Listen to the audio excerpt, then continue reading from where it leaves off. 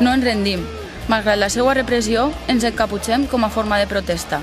Ens encaputxem per donar la cara, perquè cap mordassa ens callarà mai, ni ens dobleguem ni ens doblegaren.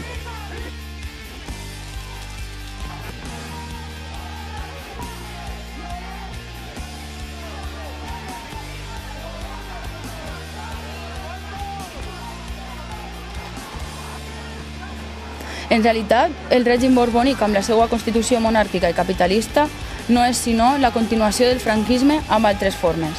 Com va dir el dictador, tot quedava nugat i ben nugat.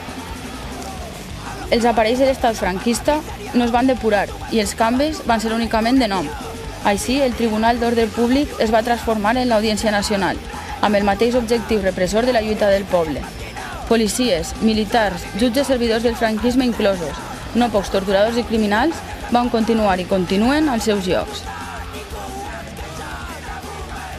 Actualment, el cap de l'Estat és el fill del successor designat per Franco. Mostra el continuisme del règim franquista en les institucions, mentre encara hi ha preses i represaliades polítiques, colpegen i torturen els immigrants als CIEs i fronteres i neguen el dret a l'autodeterminació dels pobles. Els grups feixistes han actuat i actuen amb considerable impunitat, amb nombrosos vincles amb els aparells de l'Estat. La seva actuació ha causat milers de víctimes, moltes d'elles mortals.